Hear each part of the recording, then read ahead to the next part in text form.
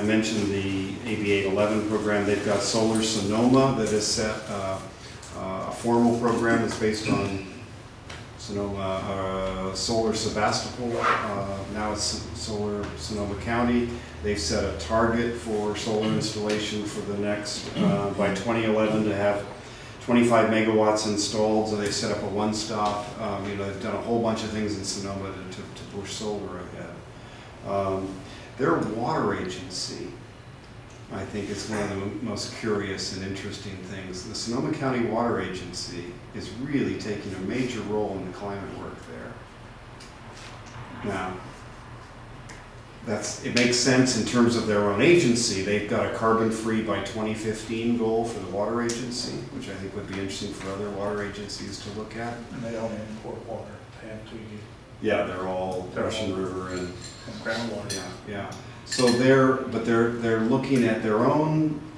They're the biggest energy user in the county, and so they're looking at their own energy use, but they're also funding a number of these other projects that are going on in the region. They sent 3 folks to the climate negotiations in Poland in December. You know, to be part of a local government session that was talking to the national and international reps about the importance of local action. So, you know, their water agency has really stepped up, and the head of their water agency is speaking on these issues, both here and actually now around the country, and their funding efforts. So you come up with ideas in Sonoma, and there's a funding source that's available that's not available in some other places right now, which is interesting.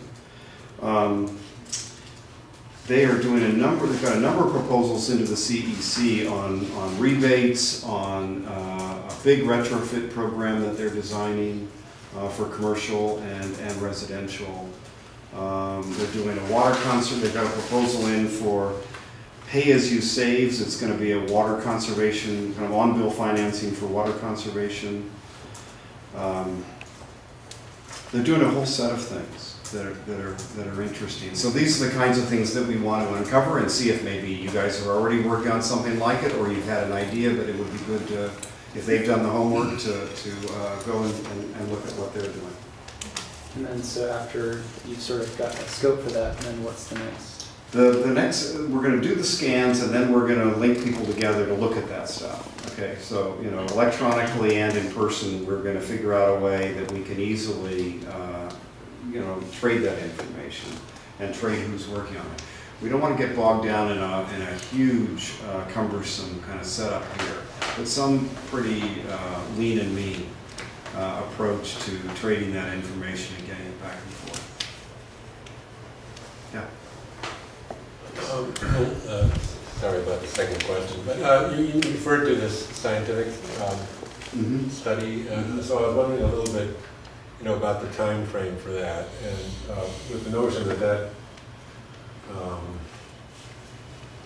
I mean, that would probably indicate already a lot of required adaptation measures, Yeah. which would probably be quite costly.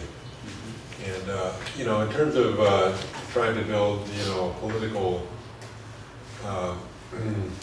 political constituency, or whatever we want to call it, I mean, largely it has to do with choices that people have. You know, I mean, you either pay to reduce carbon, you know, or organize yourself to reduce carbon emissions, or, you know, you organize yourself to move thousands of people or build thousands of miles of dikes or whatever. I mean, so it seems that study might be, you know, sort of important in trying to lay out, you know, to be able to lay this out as, you know, these are the choices. There's only there's sort of two choices, not that they're mutually exclusive, but, you know, you either do this or you either do that, but ignoring is not something that's feasible, or something like that. Yeah, no, so, that's so this so I'm just trying to get a sense of what's the framework for the scientific study and some of the projections around adaptation needs and so on and so forth that could maybe help politically drive things. Yeah.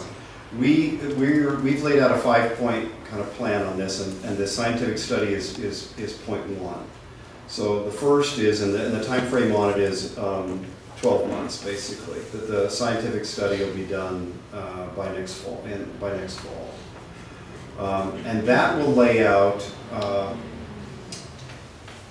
impacts on the Bay Area, vulnerabilities in the Bay Area, key vulnerabilities, and outline potential strategies. But it's not a plan for dealing with all of it, because those are going to be a lot of political questions.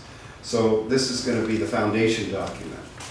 The second, we're going to use this document to get, we think, a campaign going about why we need to do more adaptation planning.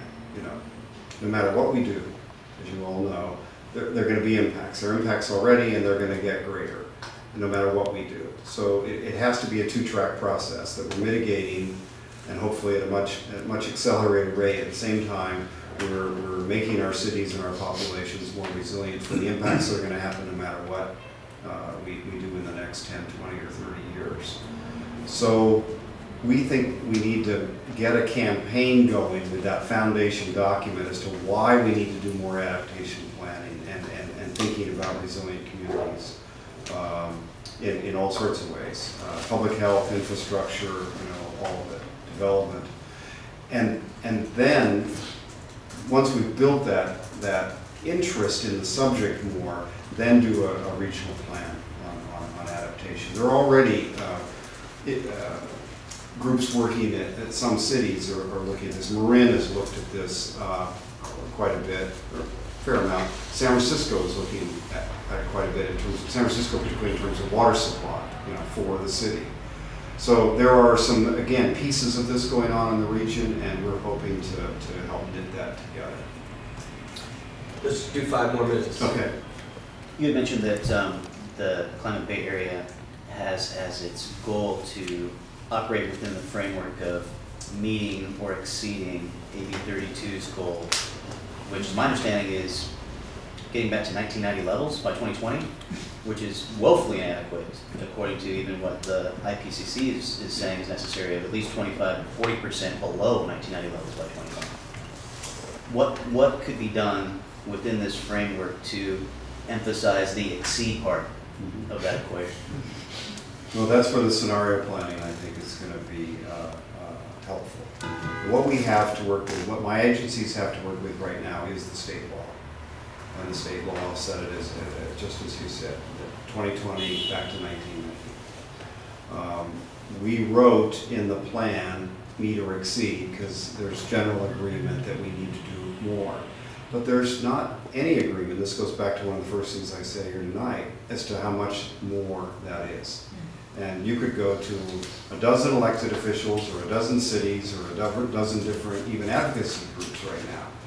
And I would argue you will not get even anything close to agreement on what that more means.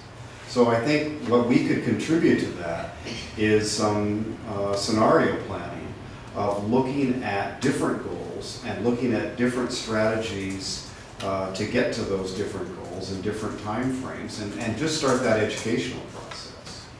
So I think it's going to be iterative. Again, we're working with the state law that we have to work with. Yeah, I just want to make the point that the T2035 plan does nothing to reduce greenhouse gas emissions from transportation. Steve Heminger has said as much. All the reductions that they claim in the plan are going to come from the CAFE standards, basically, and from the low carbon fuel standards. I mean, I heard him speak a few weeks ago, and he's very gloomy about it, but he says that's the reality, because of the political will, basically. And but I think people should be aware of that this plan is doing nothing in terms of what this agency could be doing to reduce greenhouse gas emissions. And again, it goes back to the political problem of local elected officials. They want to build, a highway project. They want to, and no one's willing to stand up and say, if you build this project, it's going to have these consequences. And of course, I don't know if the executive director is in a position to stand up and say that to the board or the commission. So, yeah, well, I think you're misquoting Steve. I heard him say this at Redwood City. No, so anyhow, the plan has a number of things in it that are going to improve greenhouse gas emissions in the region. And the next plan will also do that. And our discussions and our arguments will be over how far